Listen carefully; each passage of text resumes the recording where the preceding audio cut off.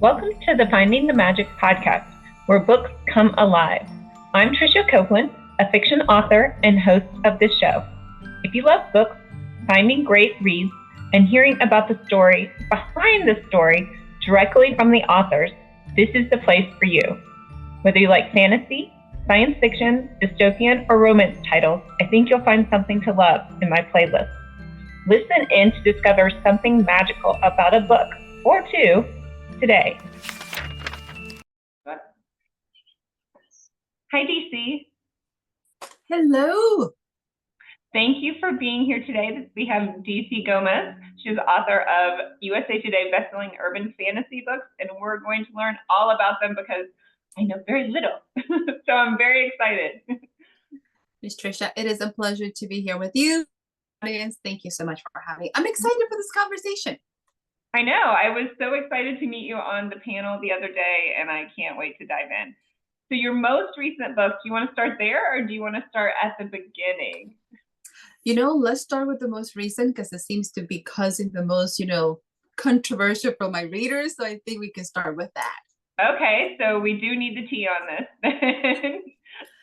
So I do multiple genres. So I go everything from urban fantasy. I have children's books, dark humor, devotionals. I just dabble in a lot of different things. But one of the things most common about my readers know is that I don't do spice. I don't even do steam, I guess, for that matter. So most of my books are fairly, I want to say PG-13 for the most part. So this new book is called Cursed by Birth. It is part of the Once Upon a Curse series retelling. And the entire series, in order to be part of it, you have to have one spicy scene. So for anybody who doesn't know what that means, because I didn't, a spicy scene has to be like a sex scene that is opened.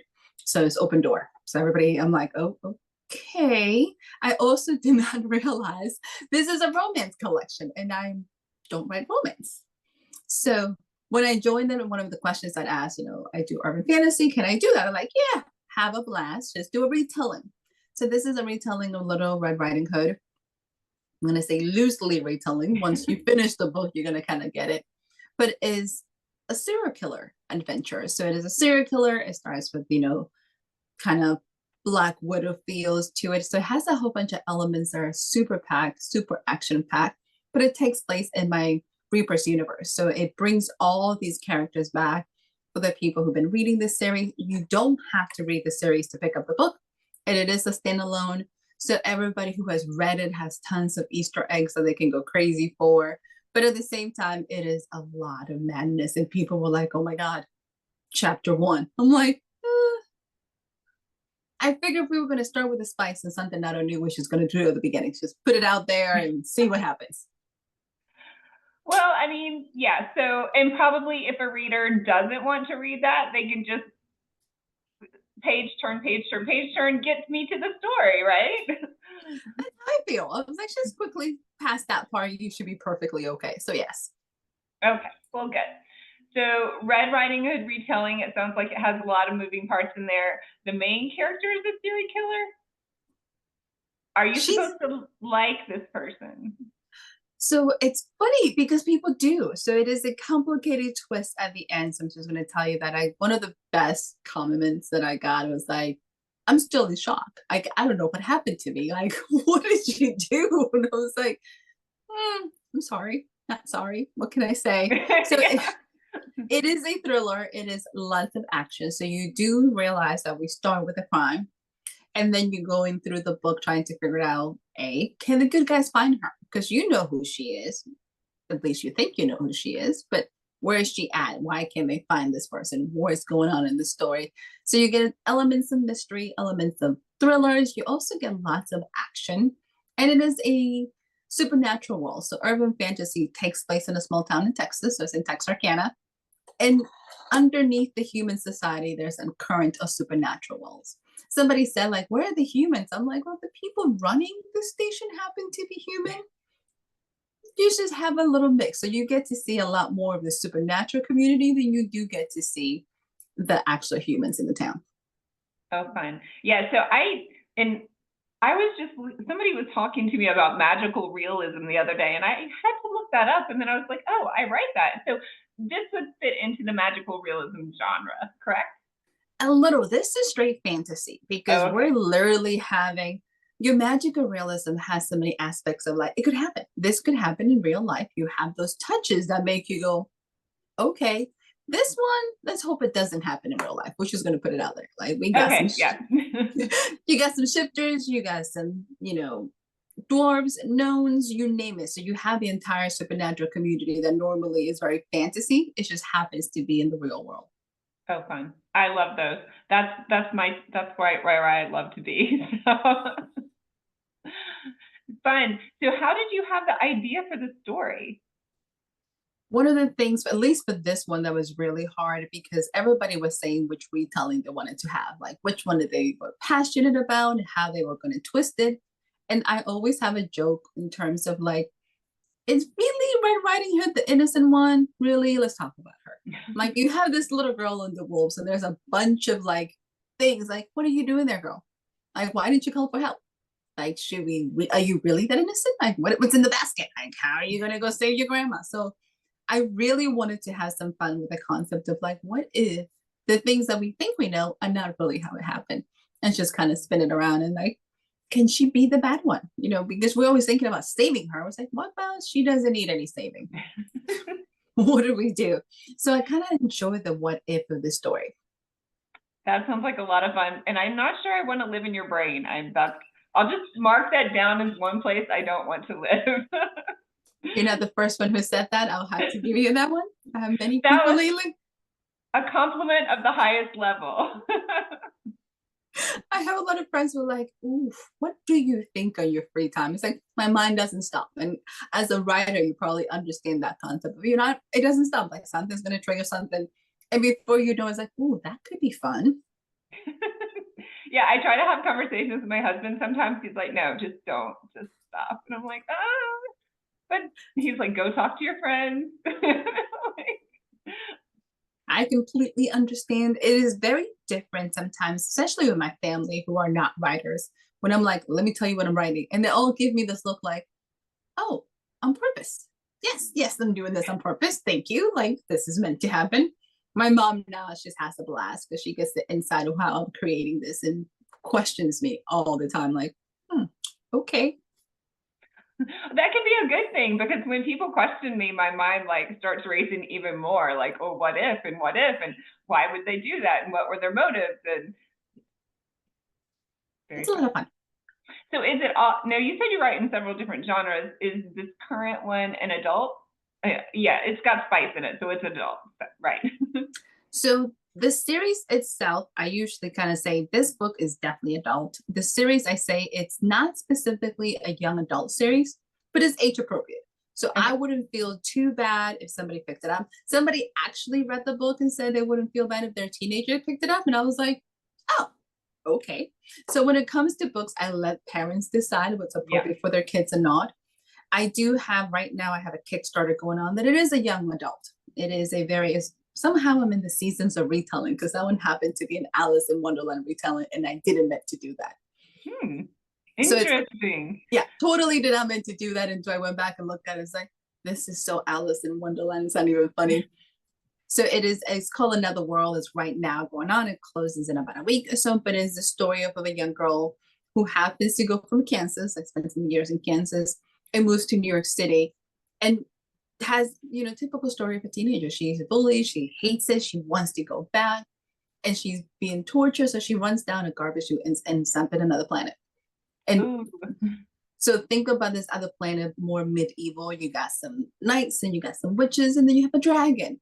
So she's like, maybe home wasn't that bad. Like, how do I get back there? Like, how did I get stuck here? So this one is definitely much more age appropriate for that. But yes.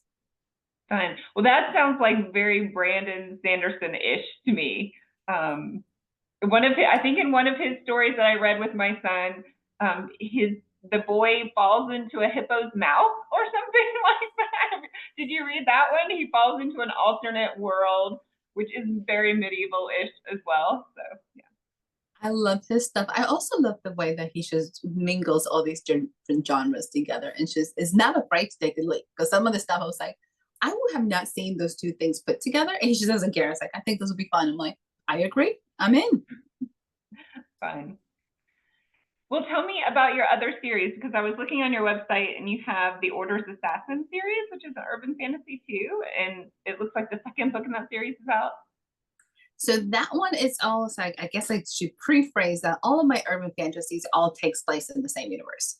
Just Okay. because I'm kind of lazy and decided to write too many magical universes were hard to keep up in my head. I was like, I don't know if I can keep up with all of them. So basically, you get to see characters kind of crossing over. So the Otis of Assassin is book 2. It's called The Traitors, book 2 in that series, and is one of our spin-off characters. So you get to see Eric trying to figure out who betray the Order of Witches and kind of being, save the day, except that he accidentally has become their cleanup man and he hates it with a passion. He's like, this is not what I set out for. I wanted to be a doctor. I wanted to save people. I would have been a cop. So now he's doing the dirty work for the Order, not abuse at all. Well, that's not a great position to be in. Where does the world start then? Take me back to the beginning of that world. So let's start from book 1, which is called Death's Intern. So for a person who's trying to market online, you would think I would use key terms that don't trigger all the algorithms in the wrong way. So death doesn't seem to be the word that any of the algorithms enjoy. And I'm like, that's the title of the book. I should have thought of something different at the beginning. So this is before we started in that world. So Death's Intern is book 1. And it starts very low on magic. So this is a girl who moves into a new town. She's an army vet.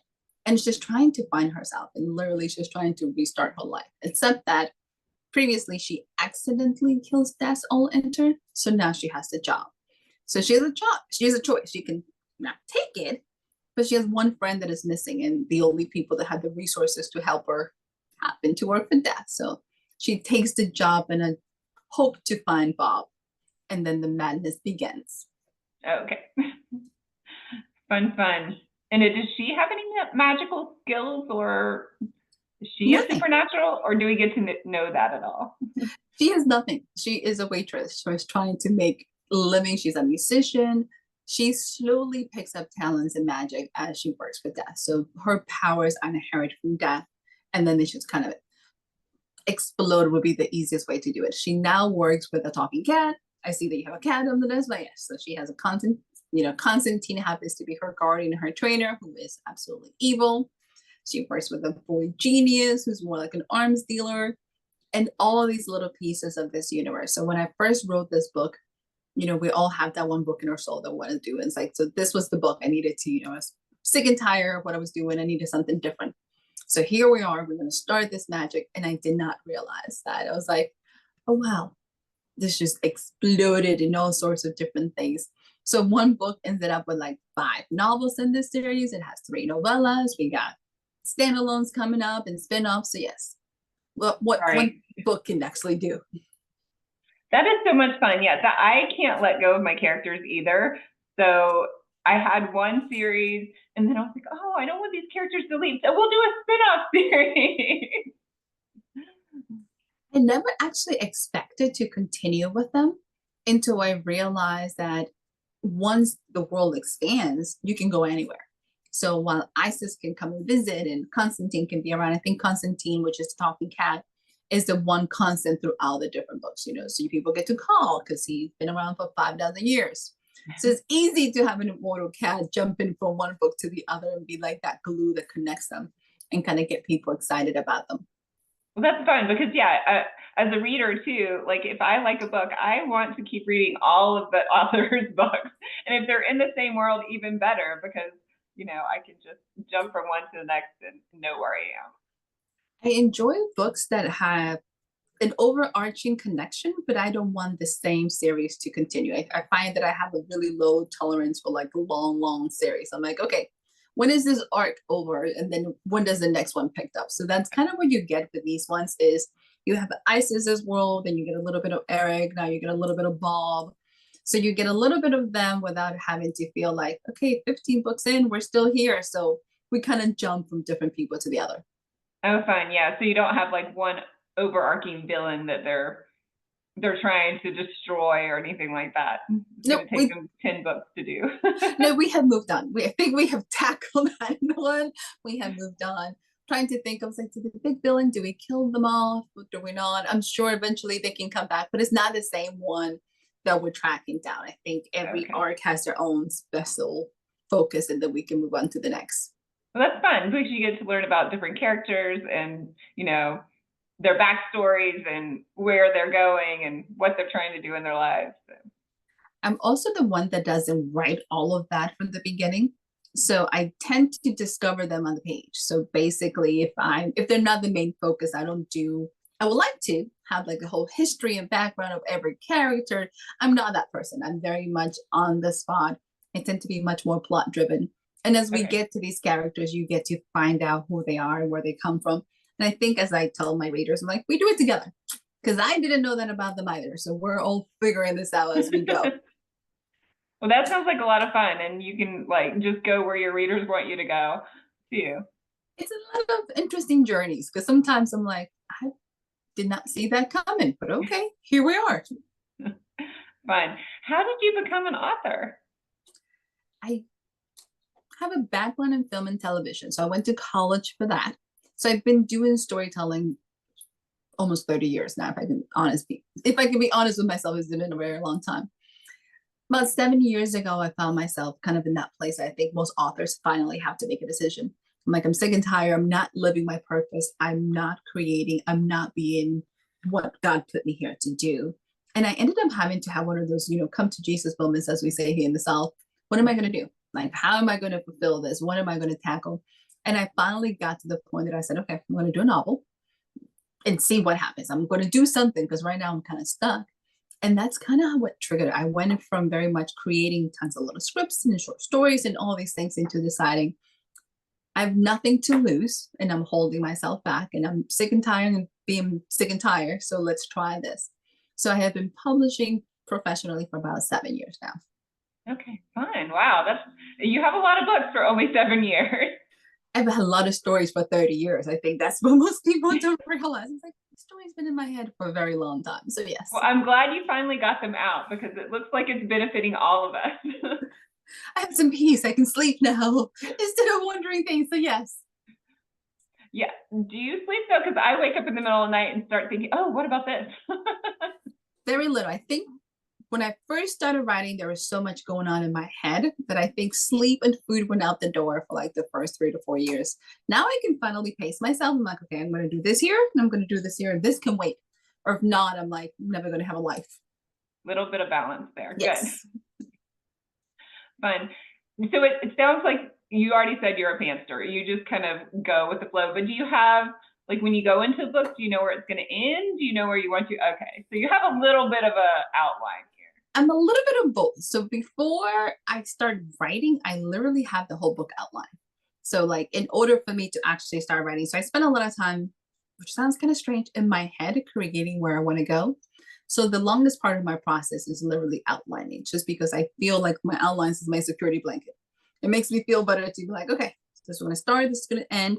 Also, is hugely beneficial when you're writing a mystery that has a murder, because you need to make sure you know who the murderer is. Like, that's not something that the characters can just kind of like, oh, I did it. I was like, yeah, no. You need to do it from the beginning. So I tend to outline, and in between my chapters, I'm very much of a pantser. Okay.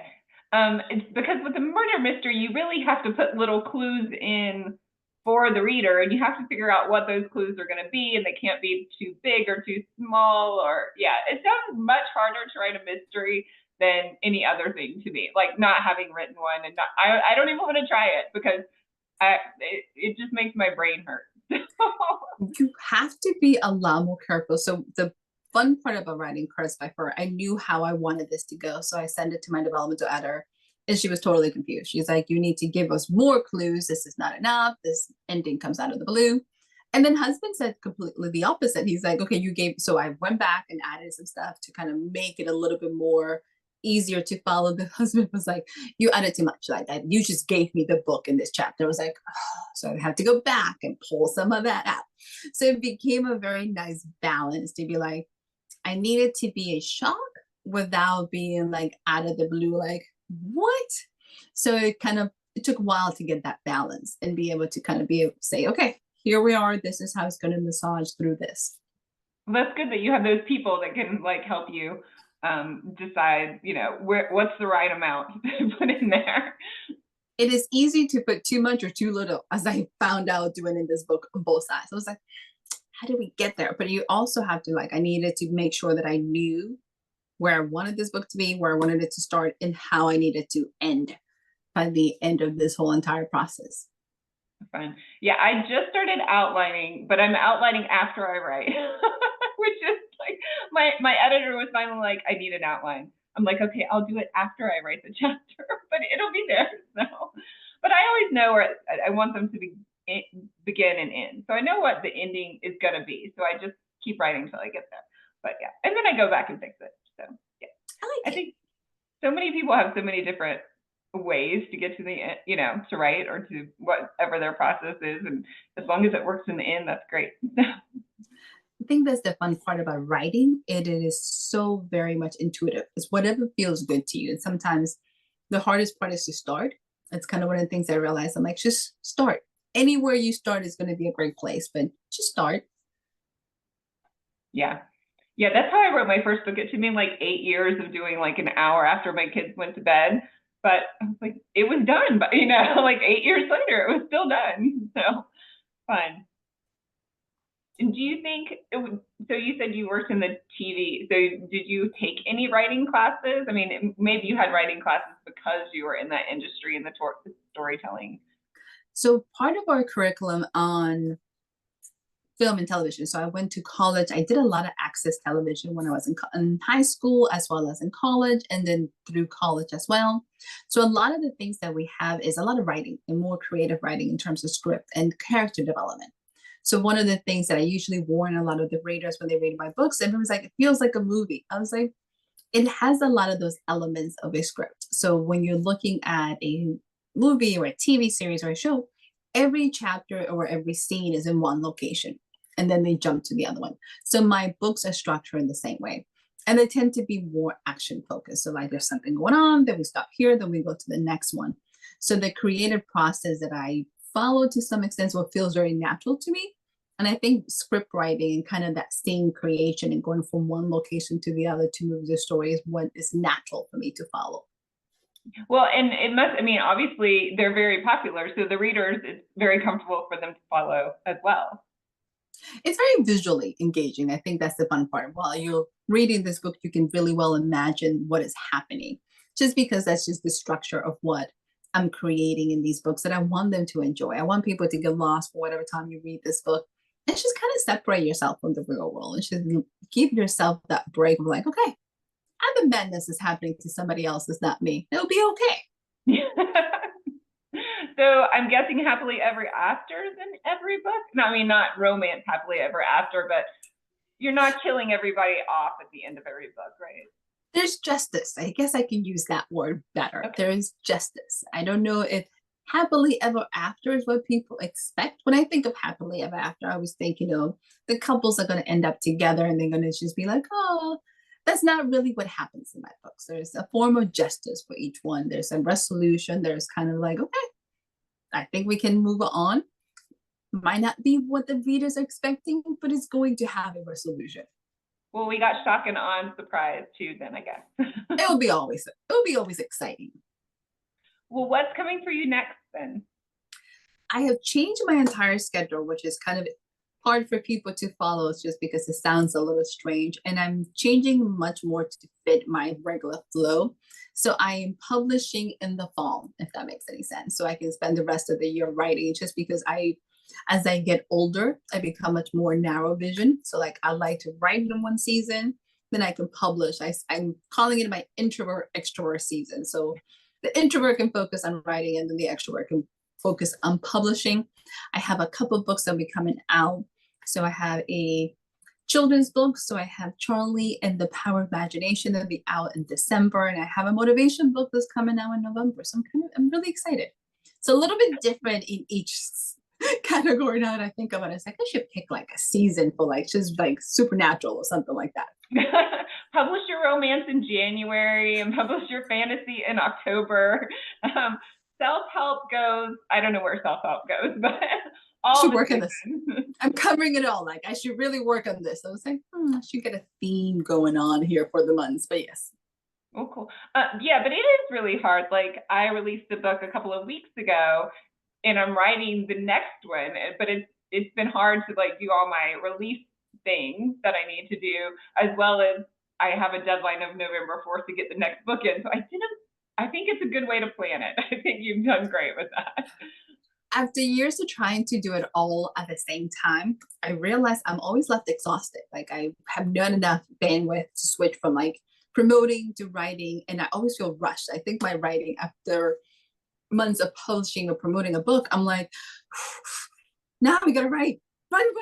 So I'm trying to avoid that. Like I want this to be as smooth as possible and also as much fun as I can have. I think sometimes as writer, we put so much pressure on ourselves that we forget that this is supposed to be fun and this is supposed to be exciting and we're supposed to enjoy this flow. So we're going back to enjoying the process.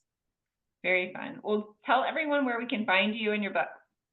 Easiest place to start would be my website, which is dcgomez-author.com. You can check it out if you're looking for Cursed by Fur. It's actually on Kindle Unlimited. So take an opportunity. You can check it out there. It's on Amazon, and it should be a lot of fun. Fine. Well, thank you so much for being here, and please come back when you have another book. Thank you so much, and you have an amazing day. Thank you. You too. Bye.